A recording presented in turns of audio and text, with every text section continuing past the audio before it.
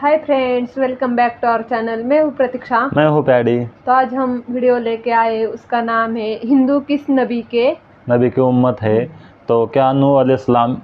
सबसे पहले भारत में आए थे या नहीं, इस वीडियो से हम जानते हैं। और ओरिजिनल वीडियो की लिंक डिस्क्रिप्शन बॉक्स में हमेशा ही रहती है। आप उनके भी चैनल को सब्सक्राइब कीजिए और साथ ही साथ हमारी भी वीडियो चैनल को अच्छी लगी तो लाइक कीजिए और सब्सक्राइब कीजिए। तो चलो पहले वीडियो देखते, आप भी हमारे साथ आखिर तक देखिए। तो चलो। बिस्मिल्लाहिर्रहमानिर्रहीम, अस्सलाम वालेकुम। प्यारे दोस्तों, मैं हूँ शाहिद पठान और आप देख रहे हैं अपना प्यारा यूट्यूब चैनल नूर हदीस। दोस्तों, हिंदुस्तान में करीब 100 करोड़ हिंदू आबादी रहती है। तो आज हम जानेंगे कि हिंदू किस नबी की उम्मत है। प्यारे दोस्तों, कुरान करीम में अल्लाह ताला फरमाता है कि हमने हर कौम के अंदर नबी और डर सुनाने वाला भेजा है। और फिर हदीस मुबारका से है हमें ये भी पता चलता है कि पूरी दुनिया की हर कौम और हर एक जगह जहाँ इंसानियत आबाद थी वहाँ 1,24,000 पैगंबर भेजे गए, लेकिन इनमें से सिर्फ 25 पैगंबरों का ही जिक्र मिलता है। क्योंकि अगर इन सबके नाम ज़िंदगी और कौमों के हालात बयान होते तो फिर कुरान इबरत की किताब के बजाय तारीख की किताब ज़्यादा मालूम होती। शायद इसीलिए इनका जिक्र करना ज़रूरी नहीं था। मगर आज हिंदू मज़हब के मानने वाले लोगों का दावा है कि उनका हिंदू मज़हब मुसलमानों की तारीख से भी हज़ारों साल पुराना है और ना ही हिंदुस्तान की सरजमीन पर कोई नबी भेजा गया। और उनके पास भी कुरान मजीद की तरह कई किताबें मौजूद हैं जिसमें हिंदू मज़हब के लोगों का कहना है कि हमारी किसी भी किताब में किसी भी पैगंबर का कोई जिक्र मौजूद नहीं है, जो कि एक बहुत बड़ा झूठ है। और सूरतुल अंबिया आयत नंबर 107 के अंदर अल्लाह ताला फरमाता है कि हमने आपको तमाम जहान के लिए यानी क़यामत तक के इंसानों के लिए हिदायत बनाकर भेजा, जिसका मतलब है कि इसमें हिंदुस्तान की सरजमीन भी शामिल है। तो फिर हिंदू मज़हब के मानने वाले इसका इनकार क्यों करते हैं? अगर हिंदुस्तान की सरजमीन पर कोई नबी वाकई नहीं भेजा गया तो फिर ये कौम कैसे आबाद हुई? ये इस सवाल का जवाब तारीख़ से जानने की कोशिश करते हैं और ऐसे सवाल के जवाब जानते हैं जो तमाम हिंदू स्कॉलर दुनिया से छुपाते हैं। हिंदू मज़हब के मानने वाले लोगों का दावा है कि ये दुनिया का सबसे पुराना मज़हब है, इतना पुराना कि जब इस्लाम या मुसलमान लफ्ज़ का वजूद तक मौजूद नहीं था,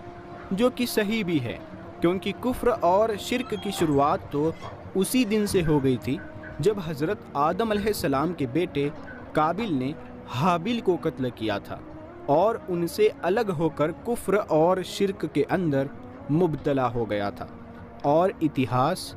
इस बात का भी गवाह है कि हज़रत इब्राहीम अलैहिस्सलाम की कौम भी बुत परस्त थी और इस बात से भी वाकिफ़ है कि हज़रत मूसा अलैहिस्सलाम की कौम ने भी एक वक्त पर सोने के बछड़े की इबादत शुरू कर दी थी। यहाँ तक कि रसूलुल्लाह सल्लल्लाहु ताला अलैहि वसल्लम के ऐलान नबूवत से पहले काबे के अंदर भी 360 मूर्तियाँ मौजूद थी, जिन्हें मक्का फतह करने के वक्त सहाबाए किराम ने तोड़ तोड़ कर टुकड़े टुकड़े कर दिया, जिससे ये मालूम होता है कि बुत परस्ती तो दुनिया के पहले इंसान हज़रत आदम अलैहिस्सलाम की नाफरमान औलाद के बाद से आज तक मौजूद है।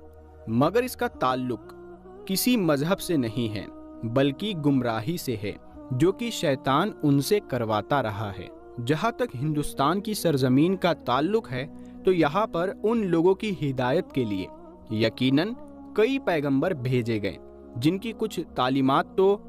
आज भी सही हालात में मौजूद है, मगर ज़्यादातर को बिगाड़ दिया गया और उसी की वजह से बुत परस्ती और गुमराही शुरू हो गई। क्योंकि उनकी किताबों में आज भी एक खुदा की इबादत का हुक्म दिया गया है।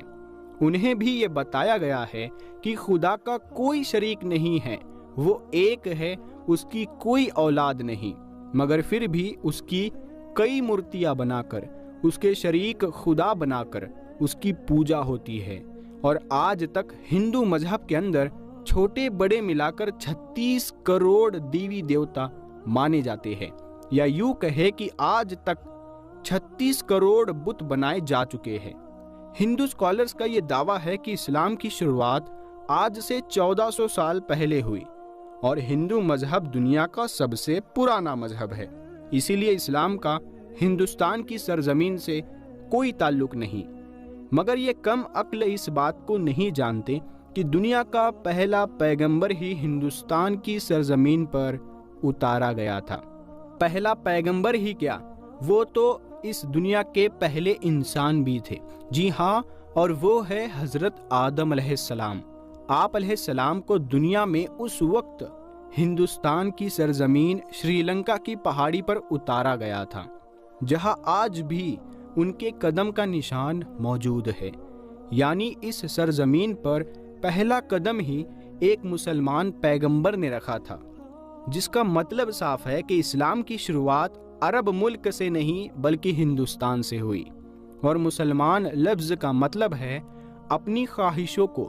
رب کے حوالے کرنے والا اور اس کا حکم ماننے والا انسان۔ اب حیرت انگیز کرنے والی بات یہ بھی ہے کہ آدم سنسکرت زبان کا لفظ ہے، جو کہ ہندوستان کی سرزمین کی پرانی زبان ہے، نہ کہ عرب کی زبان، اور سنسکرت میں آدم کا مطلب ہے پہلا، شروعاتی یا اصلی، اور آدم علیہ السلام کو قدیم سنسکرت کی کتابوں کے اندر منو کہہ کر پکارا گیا ہے۔ اگر ہندو کسی طرح سے ان کے وجود کا انکار کرنے کی کوشش کرے تو ایسا بالکل ناممکن ہے، کیونکہ انہی کی مقدس کتاب رگ وید اور پران میں آدم علیہ السلام کی پیدائش اور فرشتوں کا ان کو سجدہ کرنا، اور آدم علیہ السلام کی پسلی سے حضرت حوا کی پیدائش اور شیطان کا ان دونوں کو بہکا کر جنت سے نکلوانا اور پھر زمین پر اتار دینے کا ذکر موجود ہے، بالکل ایسے ہی جیسے قرآن پاک کی سورہ بقرہ میں اور اسی طرح انجیل میں بھی آپ کا ذکر کیا گیا ہے۔ اس کا مطلب اگر ان تینوں دنیا کی سب سے بڑی نایاب کتابوں کے اندر ایک جیسی چیزیں موجود ہے تو ان کا سورس بھی ایک ہی ہونا چاہیے،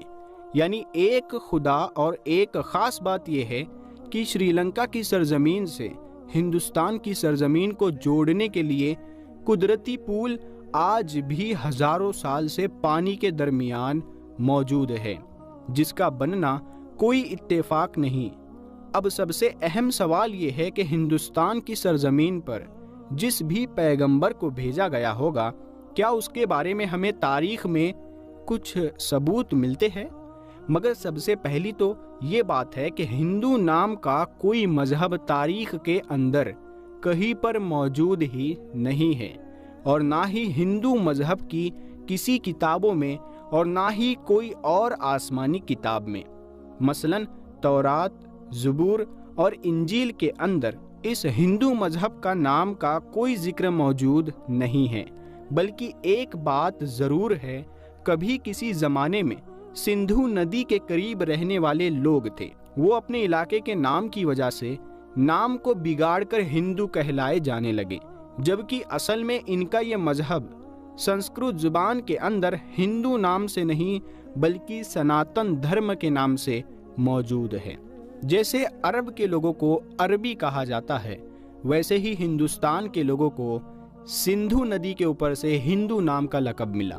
لیکن اصل جو دھرم ہے جس کو سنسکرت زبان میں سناتن دھرم کے نام سے جانا جاتا ہے، جس کا عربی میں مطلب ہے مذہب پر قائم رہنے والا، جس کا بالکل ایسا ہی مطلب قرآن کریم کی سورہ روم کے اندر بھی موجود ہے، جہاں پر اسلام کو ہمیشہ باقی رہنے والا دین کہا گیا ہے۔ یعنی سناتن دھرم کا مطلب بھی مذہب اسلام ہے، اور تاریخ کے حوالوں اور مضبوط دلیلوں سے یہ پتہ چلتا ہے کہ ان کے ویدوں میں حضرت نوح علیہ السلام کا ذکر بھی صاف طور پر کیا گیا ہے، جس میں انہیں نوحا کہا گیا ہے۔ ویدوں میں پیغمبر کو منو کہا گیا ہے، اور نوح علیہ السلام کو بڑے سیلاب والا منو کہہ کر بیان کیا گیا ہے، اور ان کی کشتی سے لے کر سیلاب تک کا تمام واقعہ تفصیل سے موجود ہے، جیسے کہ قرآن کی سورہ ہود کے اندر بھی بیان ہے، اور ویدوں میں لکھا ہے کہ جب بڑے سیلاب کے بعد دنیا پھر سے آباد ہوگی تو میں ان ویدوں کو نافذ کروں گا، اور پران کے اندر بھی حضرت نوح کے طوفان کے بارے میں بیان کیا گیا ہے۔ یاد رکھے دوستو، ہندوؤں میں یعنی سناتن دھرم میں پران ہے، ہمارے یہاں قرآن ہے، تو پران کے اندر بھی حضرت نوح علیہ السلام کے طوفان کے بارے میں بیان کیا گیا ہے، اور یہ بھی بتایا گیا ہے کہ اس منو کو خدا نے کشتی بنا کر اس کے اندر جاندار کو سوار کرنے کا حکم دیا، جس کے بعد ایک عظیم طوفان آیا جس میں ہندوستان کی سرزمین پر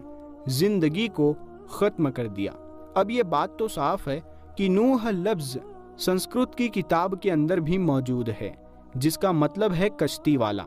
جو کہ عربی زبان کے اندر بھی ہے۔ ان سب باتوں سے ایک بات بالکل آئینے کی طرح صاف ہے کہ ہندوستان کی سرزمین اور نوح علیہ السلام کے درمیان ایک تعلق موجود ہے، اور طوفان کے بعد جن ویدوں کو لانے کی بات کی گئی تھی وہ حضرت نوح علیہ السلام کی تعلیمات تھی، جو طوفان کے بعد ہندو سرزمین پر ان کے بیٹے کی نسل سے آگے پھیلنا شروع ہوئی۔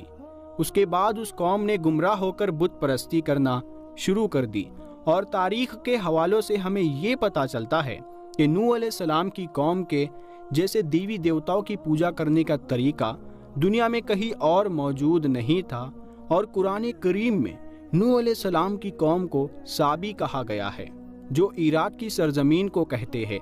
جہاں پر صرف حضرت ابراہیم علیہ السلام پیدا ہوئے تھے، جن کی قوم یہی مشرک تھے جنہوں نے نوح علیہ السلام اور ان کے درمیان آنے والے تمام انبیاء کی تعلیمات کو یا تو بدل دیا تھا یا پھر بھلا دیا تھا، اور انہی کی پوجا کیا کرتے تھے۔ اس کے علاوہ یہ فرشتوں کی عبادت کیا کرتے تھے، اسی لیے خدا کے ساتھ ساتھ فرشتوں کی مورتیاں بھی بنا کر انہیں خدا بھی کہنا شروع کر دیا، بالکل ایسے جیسے ہر بڑے کام پر اللہ نے فرشتوں کو مقرر کیا ہے، اور وہ ہر بڑے کام پر اللہ کی طرف سے پابند ہے۔ اسی طرح ان لوگوں نے ہر کام کروانے کے لیے ایک الگ الگ خدا کی مورتیوں کی صورت میں بنا دیے۔ یہ لوگ ستاروں اور آگ کی بھی پوجا کرتے ہیں، اسی لیے آج بھی ہندو قوم ستاروں کے علم کے اندر اتنا یقین رکھتی ہے، جس کو ایسٹرولوجی کہتے ہیں، اور آگ کی بھی پوجا کرتے ہیں اور اسے مقدس جانتے ہیں۔ مگر سب سے اہم سوال یہ ہے کہ یہ سب جان کر بھی اور اپنی کتابوں کے اندر صاف طور پر ایک خدا اور پیغمبروں کی تعلیمات کو دیکھ کر بھی ہندو قوم ان کا انکار کیوں کرتی ہے؟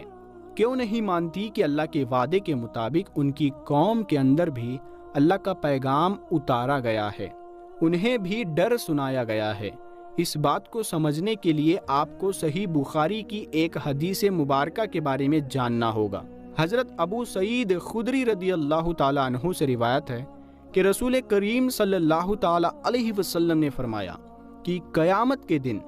جب حضرت نوح علیہ السلام اور ان کی قوم کو بلایا جائے گا، اور اللہ تعالیٰ نوح علیہ السلام سے یہ سوال کرے گا کہ کیا آپ نے اپنی قوم تک میرا پیغام پہنچا دیا تھا، تو حضرت نوح علیہ السلام فرمائیں گے کہ بے شک میرے مالک۔ اس کے بعد نوح علیہ السلام کی قوم سے پوچھا جائے گا کہ کیا نوح نے میرا حکم تم تک پہنچا دیا تھا، تو وہ لوگ انکار کریں گے کہ نہیں، ہمارے پاس کوئی بھی ڈر سنانے والا نہیں آیا، ہمیں آپ کا کوئی پیغام نہیں ملا۔ اللہ تعالیٰ نوح علیہ السلام سے فرمائیں گے کہ آپ کا گواہ کون ہے، تو حضرت نوح علیہ السلام فرمائیں گے کہ میرے گواہ حضرت محمد مصطفیٰ صلی اللہ تعالیٰ علیہ وسلم ہے اور ان کی امت ہے۔ پھر تم لوگوں کو پیش کیا جائے گا اور تم لوگ گواہی دینا کہ نوح علیہ السلام نے اپنا پیغام یا اللہ کا پیغام پہنچا دیا تھا، جس کے بعد نبی کریم صلی اللہ تعالیٰ علیہ وسلم نے سورہ بقرہ کی آیت 143 پڑھی، اور اسی طرح سے ہم نے تمہیں درمیانی امت بنا دیا تاکہ تم لوگوں پر گواہ رہو اور رسول تم پر گواہ رہے۔ जिससे ये साबित हुआ कि हिंदू कौम कभी अपने नबी नूह अलैहिस्सलाम की तालीमात या किसी और पैगंबर को तस्लीम नहीं करेंगे। और हिंदुस्तान की सरजमीन का असल मजहब इस्लाम ही है, जो कि बिगड़ की वजह से अपनी असल शक्ल खो चुका है। आज ये हमारी जिम्मेदारी है कि हम उन लोगों तक अल्लाह का सही पैगाम सही हालत में पहुंचाएं, क्योंकि हमारे रसूल सल्लल्लाहु ताला अलैहि वसल्लम को तमाम जहान के लिए रहमत बनाकर और डर सुनाने वाला भेजा गया है, और अब क़यामत तक किसी रसूल और पैगंबर को नहीं आना। इसीलिए ये काम अब उम्मते मुस्लिमा के ज़िम्मे है, जिससे क़यामत के रोज़ इस बारे में सवाल किया जाएगा। प्यारे दोस्तों, आपको वीडियो पसंद आई है तो इसे लाइक ज़रूर करें, और सवाब की नीयत से इस वीडियो को अपने दोस्तों अहबाबों में शेयर भी ज़रूर कर दें। और इसी तरह के मालूमाती वीडियो देखने के लिए हमारे चैनल को ज़रूर सब्सक्राइब करें। हम मिलते हैं अगली वीडियो में, तब तक के लिए अस्सलामु अलैकुम। सो गाइस, ये वीडियो तो हाँ, मतलब वो नूर हदीस चैनल से हमने वीडियो लिया था। बहुत ही मतलब अच्छा ये वीडियो था कि जैसे कि उन्होंने बताया कि जो हिंदुस्तान की सरजमी है वहाँ पे नूह अलैहिस्सलाम को सबसे पहले नबी थे वहाँ पे भेजे गए थे, और 1,24,000 पूरे नबी है, उसमें से 25 का ही सिर्फ जिक्र आया है। तो और मतलब हो सकता है हिंदू जो है वो नूह अलैहिस्सलाम के उम्मत हो सकती है। तो ये बहुत ही अच्छा मतलब रिसर्च करके वीडियो बनाया था इन्होंने, और ऐसे ही वीडियो हमें सजेस्ट कीजिए। और हो सकता है हिंदूज नूह अलैहिस्सलाम की उम्मत हो या नहीं भी हो, आप कमेंट करके बताइए। तो कैसी लगी आज की वीडियो बताइए, और रिएक्शन पसंद आए तो लाइक कीजिए। तो चलो ऐसे ही मिलते हैं अगले वीडियो में, तब तक के लिए अपना ख्याल रखिएगा।